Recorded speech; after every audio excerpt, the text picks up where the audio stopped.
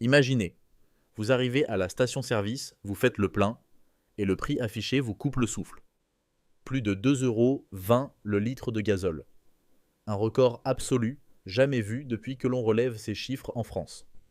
Et tout ça, à cause d'une guerre qui se déroule à des milliers de kilomètres, mais qui frappe directement notre quotidien. Depuis le 28 février 2026, le Moyen-Orient est à nouveau en feu. Les États-Unis et Israël ont lancé une offensive contre l'Iran. En riposte, Téhéran a fait ce que beaucoup redoutaient. Il bombarde des cibles dans les pays du Golfe et bloque massivement le détroit d'Ormuz, cette étroite voie maritime par laquelle transite près d'un cinquième du pétrole mondial. Résultat, le baril flambe, les tankers font demi-tour ou prennent des routes bien plus longues et coûteuses. Et en France, l'essence s'envole. Le gazole a dépassé les 2,19 €, parfois même 2,27 € selon les stations. Une hausse brutale de plus de 50 centimes en quelques semaines. Une station sur 10 connaît des ruptures sur au moins un carburant. Les files s'allongent, les automobilistes râlent, les transporteurs et les agriculteurs serrent les dents. Le gouvernement assure qu'il n'y a aucun risque de rupture d'approvisionnement majeure.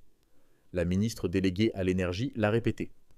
Nos approvisionnements viennent surtout de l'Atlantique, pas seulement du Golfe.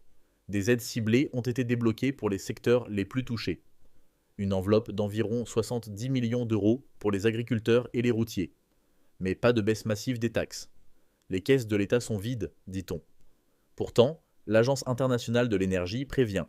Le mois d'avril pourrait être encore pire que mars si le détroit reste perturbé. Alors, jusqu'où ça va aller ? La Banque de France a modélisé 3 scénarios pour mesurer l'impact sur notre économie.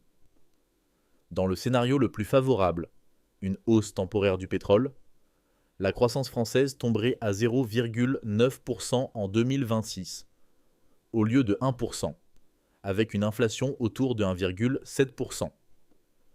Dans les scénarios plus sombres, si le blocage d'Ormuz se prolonge, la croissance pourrait stagner à seulement 0,3% et l'inflation grimper jusqu'à 3,3%. Pas de récession annoncée dans ces projections, mais le pouvoir d'achat qui souffre, les crédits immobiliers qui restent chers à cause des taux élevés, et une pression générale sur toute l'économie. Plus le conflit dure, plus le choc énergétique s'installe. Et la France, comme le reste de l'Europe, est particulièrement exposée. Mais ce n'est pas que l'argent qui est en jeu. La guerre rapproche aussi les menaces jusqu'à chez nous. Les autorités ont renforcé la vigilance partout.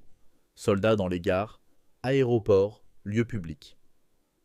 Le procureur national antiterroriste a ouvert plusieurs procédures pour terrorisme d'État, dont certaines directement liées à l'Iran, qui viseraient notamment les intérêts américains et la communauté juive en Europe. Samedi dernier, un attentat visant le siège de la Bank of America à Paris a été déjoué in extremis. Un engin explosif artisanal a été intercepté. L'enquête pointe vers un groupuscule pro-iranien. C'est concret.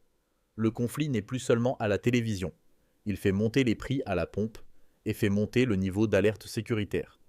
Aujourd'hui, la question que tout le monde se pose est simple. Combien de temps cela va-t-il durer ? Est-ce que la France va réussir et amortir le choc, ou est-ce que ce nouveau choc pétrolier va profondément marquer notre année 2026 ? Les prochains jours et semaines seront décisifs. Le détroit d'Ormuz reste la clé de tout. S'il se rouvre rapidement, le pire sera évité. S'il reste bloqué, les conséquences pourraient en s'alourdir. On continue de suivre cette crise de très près, parce que ses répercussions, elles, ne sont pas loin. Elles sont dans votre réservoir, dans votre budget course et dans l'air du temps. Prenez soin de vous et restez vigilants.